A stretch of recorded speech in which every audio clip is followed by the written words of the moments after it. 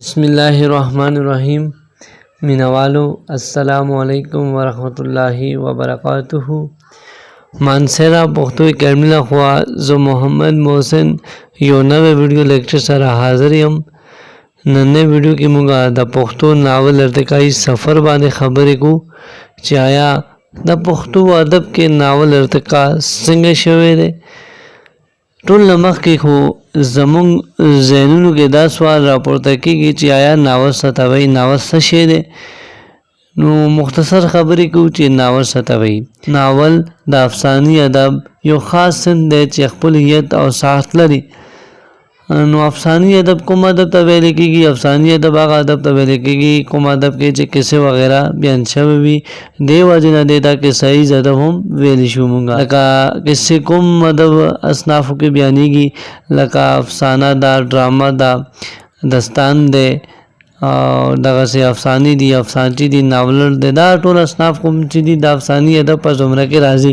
No novel हम अफसानी अदब यो खास सिर्फ दे चखपुल ये तो सासलरी नावल दा तालवी जब लफ्ज़ दे ची अंग्रेज़े ना उर्दू पलारा मुंगदार रसेदले दे लगवी माना दा नवे अशना और अजीबा पा इस्तिलाह के नावल आगा नसरी के सितावे ची इंसानी जवान टोला रखूना बियानवी आगे पूरा पूरा कासी कवी दे मुकाबले के कम चे नोरा असनाफ दिलक अफसाना दा नु अफसाना इंसानी जवान टोला रखूना ना बियानवी बल्कि यो अड़ख बयानवी। तो नावल दे मुकाबले के इंसानी जवान टोला रखूना बयानवी और आगे पूरा पूरा कासी कवी नावल दा दस्तान तरक्की याफ्ता शक्ल दे नावल पर अहम तरकीबी जाओ के किस्सा दा प्लाट दे किरदार नगारी दे मंजर नगारी दा अंदाज़ फ़िक्र वगैरह शामिल दीना अज़ाय तरकीबी इन मुराद आगा इजादी कुम न बगैर ची नावल खा म्यारी नवी नो दा अज़ाय तरकीबी की किस्सा दा प्लाट दा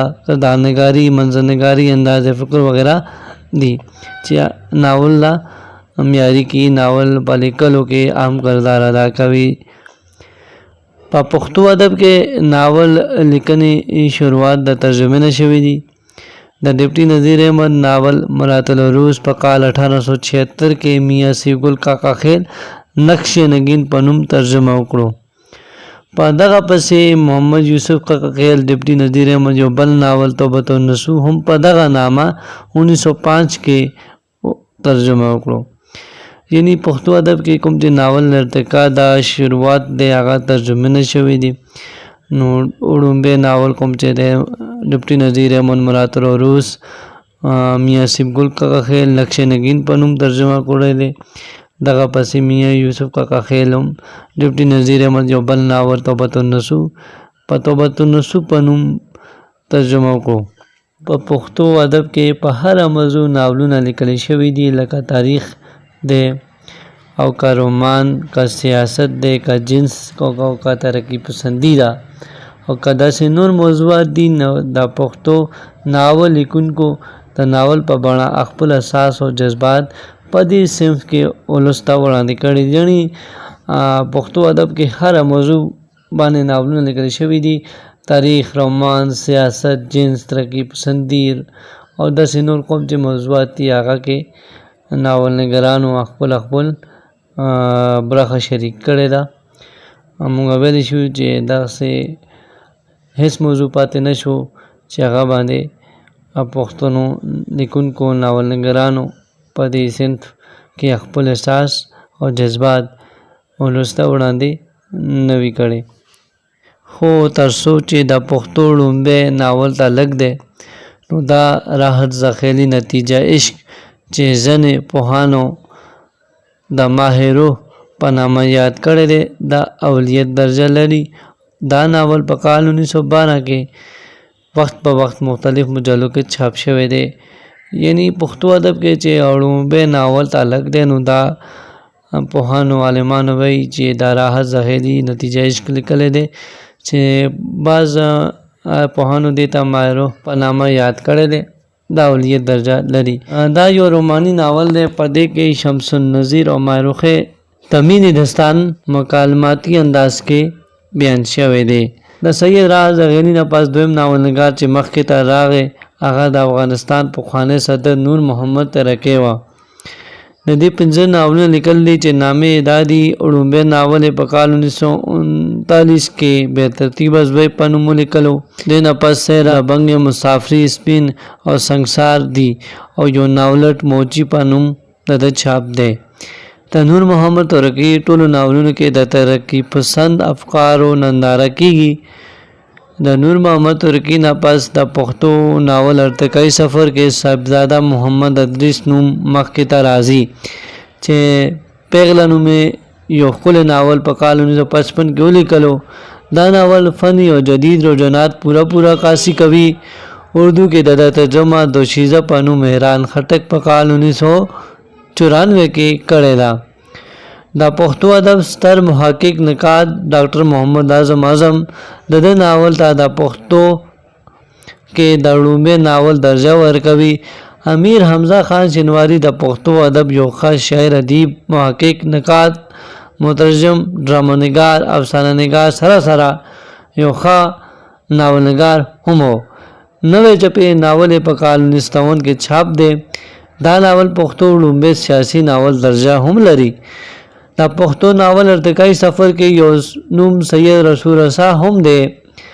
دا چې کوم ناولونه چاپ دي هغو کې مفرور، ممونه، میخانه او خودکشي ډېر اهم مقام لري. ډاکټر شیر زمان تایزی نوم د پښتو ناول ارتقائی سفر کې یو اوچت نوم دی. تایزی د ناول په میدان کې نوې تجربو ته لاره هواره کړه.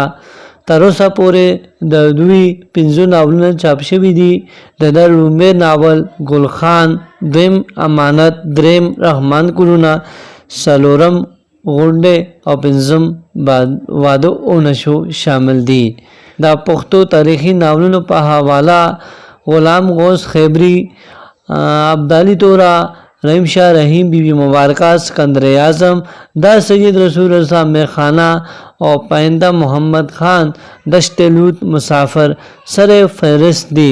دغسې پښتو سیاسي ناولونو په حواله امیر حمزه خان شینواری نوې چپې، رحیم شاه رحیم، بی بی مبارکه، محمد حسن خان خلیل، سیاست مکوه او سید رسول رسا خودکشي ناولونه سره فهرست دي.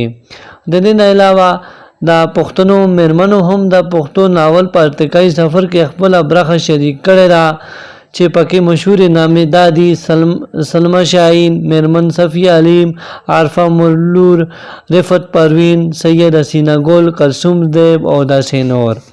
د دې نه علاوه غازی سیال، مونګړې، بنزې، صدیق الله رختین، بغاوت، اشرف درانی، زرق سترګې، محمد ابراهیم شبنم، خواخي انځور، اجرا، پرویز شیخ، منزل تمنزلونه، سعدالدین شپون، شینټاخې، د حجاز کاروان، مد حسن خلیل، رڼا، طاهر افریدي، تربزک، محمد آصف عمر، مکمل زناور، ډاکټر محب وزیر او کاروان روان شاه، ظریف خان، منزل او منزلونه او داسې نور ناولونه پښتو ادب کې وخت په وخت چاپ شوي دي او چاپ کیږي. نوالو د پښتو ناول ارتقائی سفر باندې خبرې مې مختصر کړي دي او نن د پښتو ناول هغه مقام باندې ولاړ دی چې چېرې موږ ناول پښتو ادب نه وباسو نو پښتو ادب نیمګړی څه نیم هم نه پاتې شي. موږ دا ویلی شو چې پښتو ادب کې د ناول کوم چې دی